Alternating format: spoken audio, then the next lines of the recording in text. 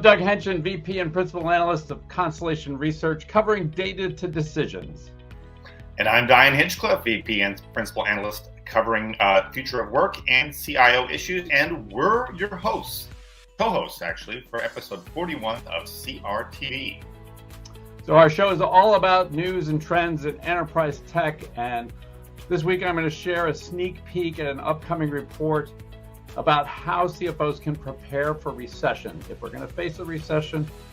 And then, in our final segment, Doug and I will come back to discuss our latest round of shortlist vendor selections. We'll highlight the newest and most dynamic lists that we have among the more than 110 shortlists that Constellation Research now publishes and updates each and every year. If you're looking for enterprise technology to run your business, there's almost no better place to go to our shortlist to find out what's the hottest vendors, the best solutions, the ones you should be looking at. So stay tuned for that. But first, let's get to the news. Well, it's earnings season, and several of the important enterprise software companies have reported in recent weeks. And despite that talk of recession, the theme has been cautious optimism. I'll start with Salesforce, which reported Q2 revenues of $7.72 billion, quarterly revenues of I remember when they were busting trying to get to $10 billion by 2020. So that was up 22% from a year ago. The bigger story was some cautious statements on forward-looking results. The full-year revenue target is $30.9 to $31 billion, but somewhat cautious guidance. Benioff and his co-CEO talked about the economic climate, slower deals, a little bit more deliberate buying cycles. Also noteworthy, Salesforce has shuffled its executive ranks. Company veteran Brian Milham named Chief Operating Officer. He was on that earnings call. Kevin Patterson, who has been on past calls, was moved from Chief Revenue Officer to Chief Strategy Officer. But Benioff and Taylor are still quite optimistic. The co-CEOs still quite optimistic. Another company with co-CEOs, Workday, and another enterprise, Bellwether, also reported a 22% increase in quarterly revenue that lifted their Q2 revenues to $1.54 billion. But Anil Bhusri and Chano Fernandez were very upbeat. They held firm on their guidance, and they cited their recent FedRAMP approval. This is a big boon for work they might be doing in the government. So they were very optimistic, even though they too talked about a bit more caution among buyers, the prospect of longer buying cycles.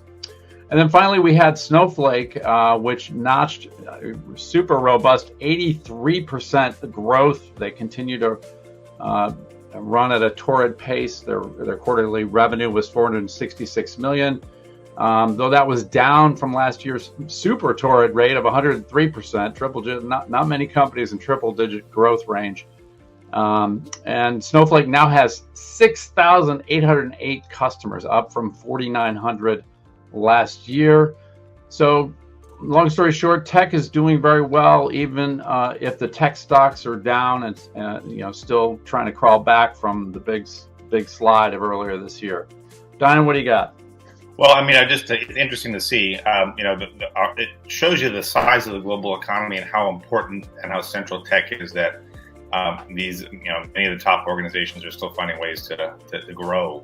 Network effect is so important. I know so many CIOs who have Workday implementations going on, for example, and Salesforce is still the definitive CRM.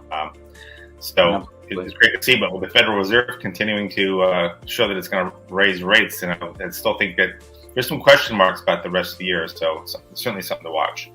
But what I've been watching is more on the emerging technology side, is the evolution of pervasive connectivity, and this is really with Starlink, their new announcement with T-Mobile. A lot of people expected this to be, fairly standard announcement where you could put a Starlink dish on top of a tower, with a solar panel. You could put it in remote underserved areas. You could put cell service, and they thought maybe that's what this was going to be. But it turned out to be much bigger. much bigger deal. So what SpaceX has announced, they're the ones that launched the Starlink satellite, biggest satellite network ever launched in the world. Over half the satellites that are in the sky ever been launched are Starlink satellites now. The new Gen 2 is going to have a large dish on it that will allow Starlink satellites, there's thousands of them now, to speak directly to mobile handsets. Now, it's not going to be fast. It's going to be like early DSL days. It'll be voice and slow data and text messages basically anywhere in the world.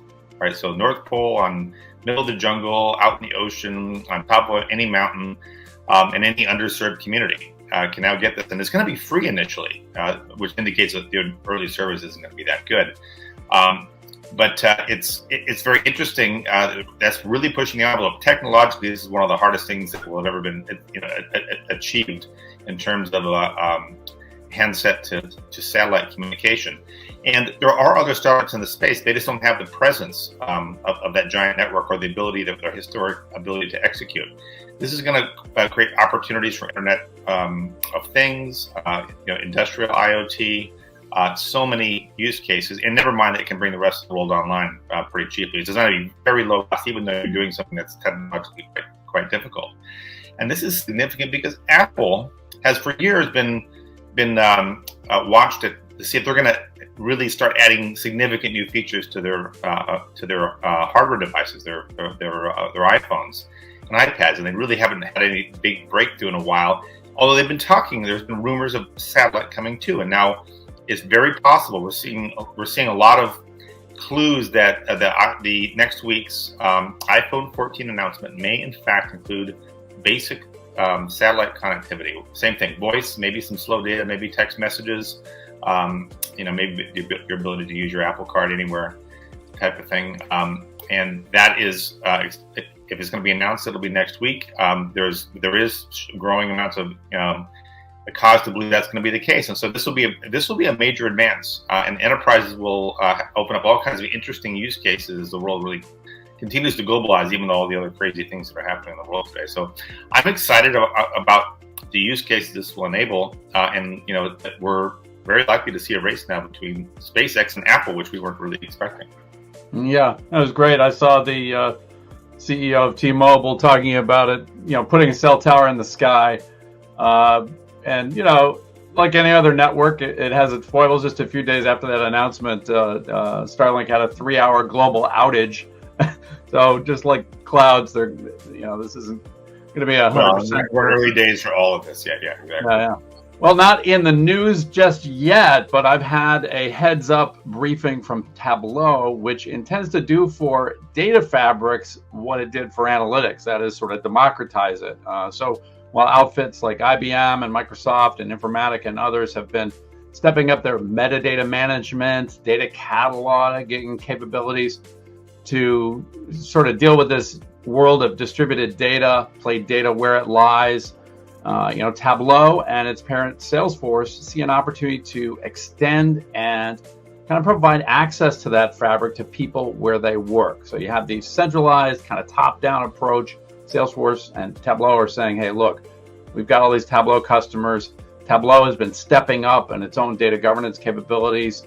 So I would look to Dreamforce later this month, starting the 19th and 20th, and expect to hear more about Tableau Prep, their data prep capabilities, their catalog, their data management capabilities, and how they're going to be used to broaden access and bring insights to data wherever it lives.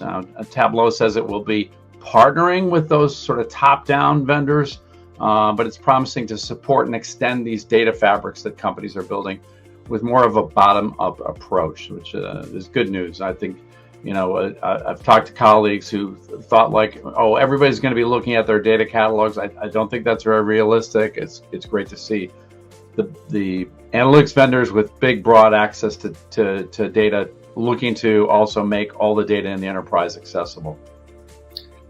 Yeah, I think that's exactly right, Doug. What I'm seeing is that as organizations go to multi-cloud and they have data across a variety of clouds and cloud services and SaaS offerings, they want to be able to access the data wherever that is. And they need a data fabric that is, secure, safe, governable, complies with all the data residency rules, is fast, is microservices friendly, works with cloud native. And so there's really a real hunger to say, how can I create like a something that I can get my arms around that mere mortals can roll out, fairly quickly, that does all the things that I need a data fabric to do. So I think it's a smart move. Yeah, automation is going to be the theme there. You can't expect, with the top down, you have the data experts who can manage and create the metadata and create the rules and policies behind these things, but you can't expect mainstream business users to do all that management of data. We're going to see a lot of automation of these rules and policies, so people get access, but secure access with all the policies and rights that should be in place. Yeah, I guess I'm going to roll on the emerging tech side here, which is where I think that's where the disruption happens, was new capabilities become possible that weren't before. And so Intel CEO Pat Gelsinger recently announced that they're in the middle of their actual design of the first trillion transistor CPU. And there are some companies that are closing in on 100 billion transistors, so this is not outside the realm of possibility, but they're really doing some advanced things that are going to change the industry, including what are called chiplets. They want to create the advantages of a monolithic chipset, but they actually want these kind of composable chiplets that allow people to build more custom chips. And we're seeing this a lot on the cloud computing side, is certain types of problems and use cases and industries benefit from slightly different or optimized chip architectures. And before that, we just weren't going to do that. But there is a growing shortage of compute power in the enterprise and out in the cloud. And it's driving up the cost of compute. Cloud's very expensive when Moore's Law says it should be getting cheaper and cheaper all the time. And that's because the massive amount of processing of all this data that's out there, we still have just a trickle compared to what we're going to see 10 years from now in terms of everything being connected and trillions of IoT devices instrumenting everything in our businesses and everything in our lives and everything in our cities. All that information then needs to have machine language learning models to do predictions and prescriptions and all of that. And so there's a real arms race. And I only see this really in more advanced organizations are saying, we've got to start building the machine learning models and AI models of the future. This requires massive data sets of everything we've ever collected so they can learn how our business works and then be able to test these things. And this is requiring massive farms of compute power. And this is where these trillion-dollar transistors, custom chipsets, chiplets, we got the whole breakdown from Intel on Meteor Lake, Arrow Lake, and Lunar Lake and beyond, with like 20 angstrom process models, 3D models on the chip so they can stack transistors so they don't exhaust Moore's Law. They're finding new ways to architect chips in 3D so that you get that trillion transistors and keep Moore's Law delivering when everyone thought it was going to be exhausted a long time ago. It's not. We're actually seeing Moore's Law being pushed forward by GPUs and FPGAs, and so it's fascinating. So many people are now pushing the envelope, seeing more innovation in chips in a long time. Tesla's doing the same thing with their Dojo architecture. It's a set of tiled chips that you can build into an arbitrarily large set of machine learning supercomputer on demand. They're trying to bring this to market. They're using this primarily to tackle these massive data sets on driving, automated self-driving, where the car can entirely navigate the real world and all of the different crazy things that can happen on the road. It can handle all those situations that require these massive models. And they just couldn't get the compute power to run through the training as fast as they needed to. So it's an exciting time. I just want to put IT leaders and tech leaders on notice. It is an arms race. If you're not focusing on getting this compute power, taking the full wealth of your data and beginning to really start to build accurate and useful and effective models to drive your business, to do the prediction and prescription and all the things that you need to do to automate your business by teaching AI how to actually do a lot of things that you would normally do in the old way. So it's very interesting. It's very opportunistic. But again, it's early days, but now is the time to be planning for this. And now that we have things like our data fabric, Doug, we can really start connecting all these dots and kind of reach this next generation of computing. Well, and just as we were going into the studio, we saw speaking of the chip arms race, we saw that the U.S. government is ordering AMD and NVIDIA to stop selling their chips to China. So interesting wrinkle in this digital arms race we're in. But that's all the time we have for the news this week. Stay tuned for my report on what CFOs can do to prepare for recession and our closing segment on the newest and most dynamic shortlists in our latest round of shortlist publications.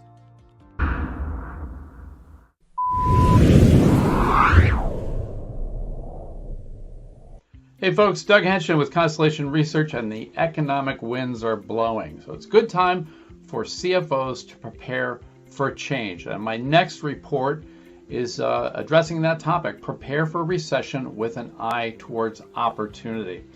So folks, we're in a unique situation here. Lots of things going on. We like to call them the 5 I's. We've got inflation, which hasn't reared its head since the 1970s in this sort of strong way. We've got interest rate hikes in response to those inflationary conditions, hoping to cool things off, but not succeeding so well thus far. We've got infection rates, the continued COVID pandemic, not entirely in our rearview mirror as yet. We've still got some variants. We've still got some popping up here and there in different countries, and we've got the winter coming. So we'll see how things change there.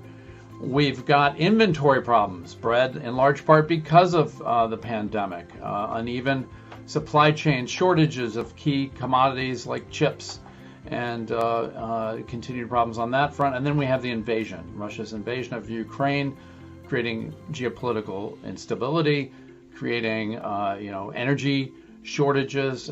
Europe is on a sort of energy roller coaster, and this feeds into the inflationary problems. So again, all of these are very complicating factors. So the winds of change are here. It's incumbent upon chief financial officers and business leaders to be prepared. So what can you do? Now, the first bit of advice in my upcoming report is to do no harm. It's a Hippocratic oath for financial and business leaders.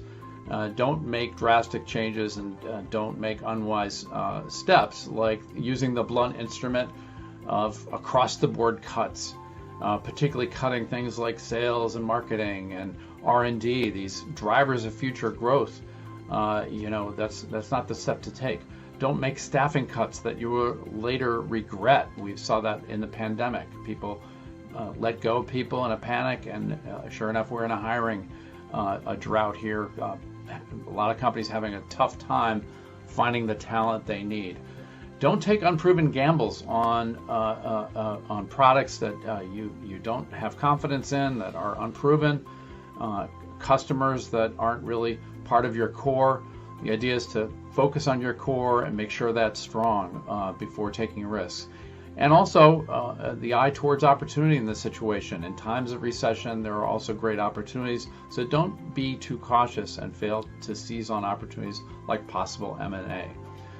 So those are some don'ts. What about the do's? Let's start with costs. I mean, you want to look at all aspects of your business, but a lot of companies are looking to put their financial house in order very quickly, so they're looking at costs. My main advice there, to do it strategically. You want to get lean and mean, but not cut into the muscle. You want to be able to be flexible. So look at not across the board cuts, but underperforming staff, low margin products, areas of weakness around the edges. Drive automation. We have few enough employees available, so we want to automate inefficient processes. We've seen a lot of this through the pandemic, using workflow, robotic process automation, business process automation, bots, process discovery tools to see where these gaps are in processes. You want to maximize the automation. You want to strengthen liquidity in the balance sheet to gain flexibility. Get aggressive with aging accounts, receivables. Push out the accounts payables without straining those crucial supplier relationships. We've got enough supply chain problems. Lock in debt or equity capital deals that might be in the works, and look to pre-sell and create revenue predictability with things like annual contracts, bulk discounts, subscription business approaches. All of those have been used to great effect by CFOs. And the main point I would make here in this report is to double down on scenario planning. So the part of my research that this comes out of is corporate performance management and planning platforms It's really a requirement for business these days. You can't be doing scenario planning and agile decision making with spreadsheets and emails. So use these platforms, test multiple scenarios, not just the base case, best case, worst case, but multiple scenarios, planning out possible impacts of recession for mild or moderate or severe recession, for mild, moderate, or severe inflation, and testing multiple models with recessionary conditions. And most importantly, don't just test these models and go, You have to pre-define trigger points for documenting proactive actions that you will take if those conditions come to bear. I would also monitor conditions very closely and forward-looking conditions. Get tight with sales and marketing and look at the things that they look at that indicate what's coming, not just the sort of rearview mirror financial results. Rerun these scenarios frequently. Most companies now are at least looking at these things monthly. We saw during the pandemic some companies running scenarios weekly. So more frequent use of these planning platforms make it easier. Lastly, I would get sophisticated about your products, your services, your pricing. We've seen inflation. It's probably getting tough to pass along some of these cost increases, so do it strategically. We've seen some automakers move products that are or features that are hard to deliver because of chip shortages, for example, heated seats, into their highest priced products to sort of reduce demand and increase that, where customers are more flexible about pricing and profits. So move that into the high-end product, reduce demand on that precious chip, and look at these targeted bundling of products and value, and simplify your supply chain. It helps with buying efficiencies and helps you deliver those low-cost products en masse and save the precious features and benefits to the high-end customers. And then lastly, know your company well. Know and be realistic about its competitive position, its strengths. And as these economic conditions unfold, you will know whether you need to be playing defense, paring back on non-core products and services, and really crunching down further, or whether you can go on the offense, maybe get aggressive, take less profits and go for market share, or maybe don't, you've got an opportunity where one of your competitors is falling on hard times, they haven't planned well, so you might be able to be in a position to acquire a rival and strengthen your position. So with all of this, the key to my mind is that frequent planning and proactive planning for knowing what you will do as conditions befall you, and I wish you the best of business.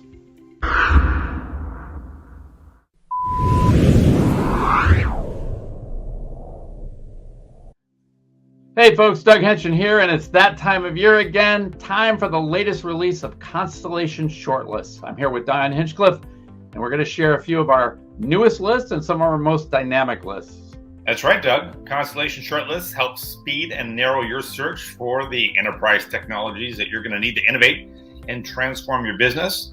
And as we mentioned in the main segment, we've got about 110 of these shortlists. They keep growing as technology evolves, and they are freely available to everyone. You can find them at constellationr.com/shortlist. And I published a bunch of new lists this time around in the August wave, so we update them twice a year. And I had them in the gig economy platforms category, and then something new called DAOs, Distributed Autonomous Organizations, as part of the whole Web3 movement. Very interesting category, and I really enjoyed putting that one together. How about you, Doug? Well, I published one new list in this wave. Again, we do it twice a year. It's a certain set in every year in February, and another set every year in August. So one new list for me in this wave, 5 other shortlists. All of mine are in the data decisions category. And we make our selections based on customer references, partner conversations, vendor selection processes that we do with customers, and market share and internal research. Now, my newest list, that new one that I published, is on environmental, social, and governance, or ESG reporting solutions. ESG reporting addresses the need to efficiently gather ESG-related data, to analyze and report on that information consistently to different stakeholders, including the shareholders, fund managers and financial analysts, customers, employees, communities. Again, things are turning from shareholder capitalism to stakeholder capitalism. I think companies are looking at this wider group of stakeholders. So these capabilities will be increasingly important as both the U.S. Securities and Exchange Commission and the IFRS, which guides financial reporting in 140 other countries, are looking to create consistent mandatory standards for environmental reporting. And the idea there is to get away from this sort of greenwashing. There's a lot of ESG funds there, a lot of analysts and consumers and fund managers interested in investing according to what companies are saying about their environmental and social standing, not just their profitability. So the threshold criteria for these reporting tools are data gathering and data management capabilities, automation of those capabilities, so it's not this onerous data collection process and data analysis process every time, integrations with popular data sources such as ERP systems, support for various publishing tools, XBRL and PowerPoint, and the way you need to report to various constituents, and certainly support for the various reporting frameworks, things like CDP, the Carbon Disclosure Project, GRI, Global Reporting Initiative, SASB, and so on.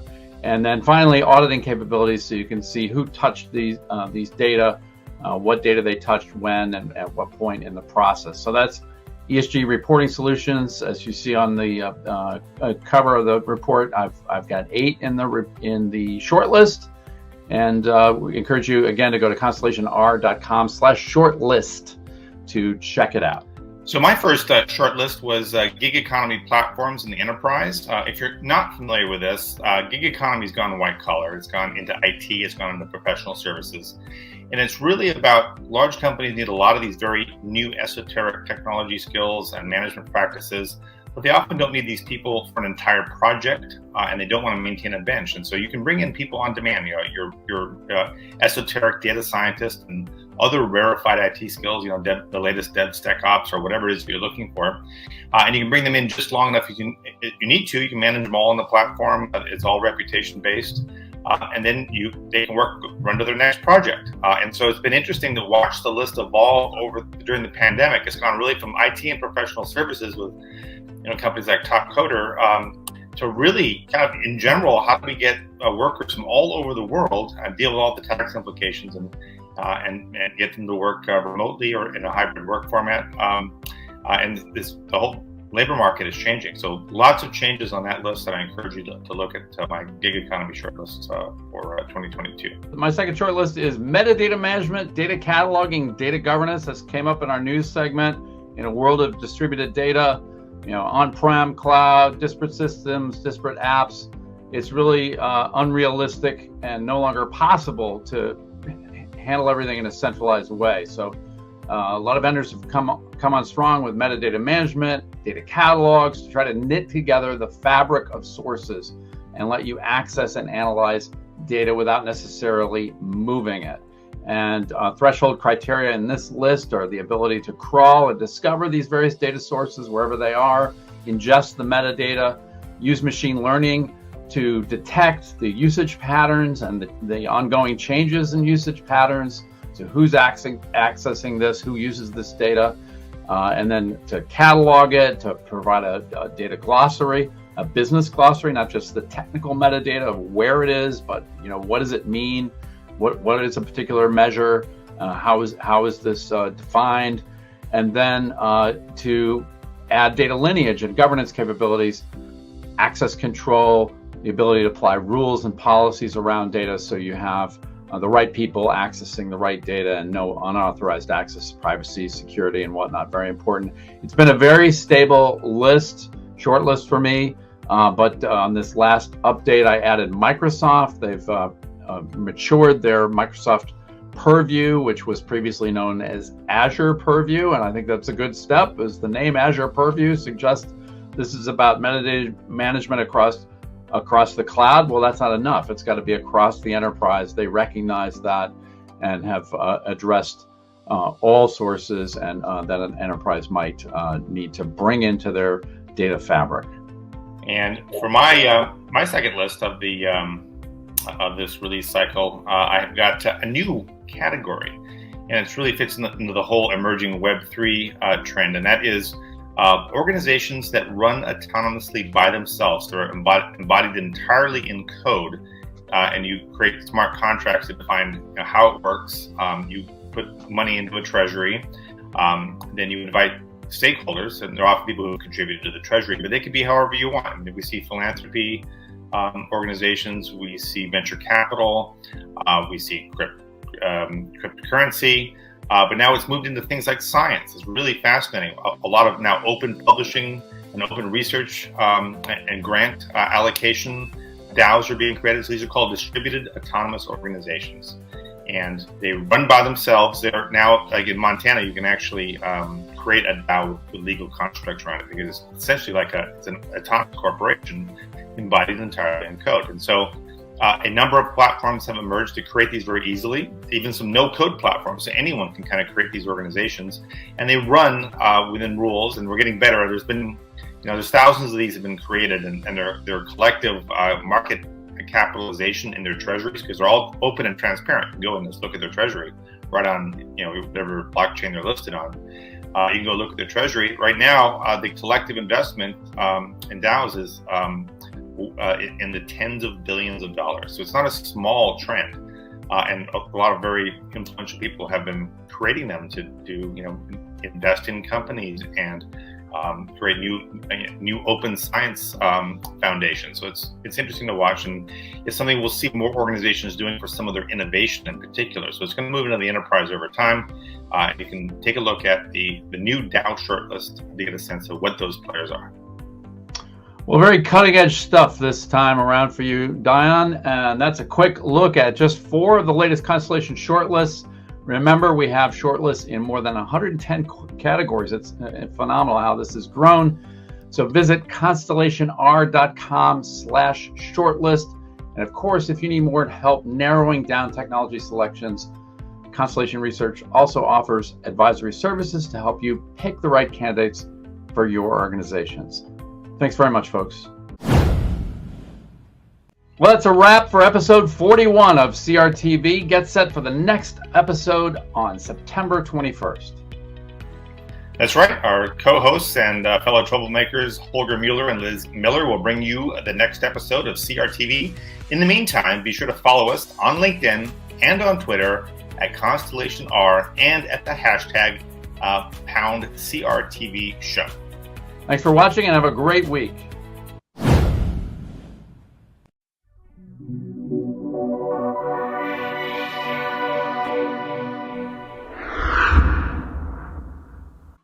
Where in the world is Hannah this time? Yeah, no, I'm actually just in my hometown, just dog sitting. My wife is grandma sitting. Are you really? I'm a bachelor all week.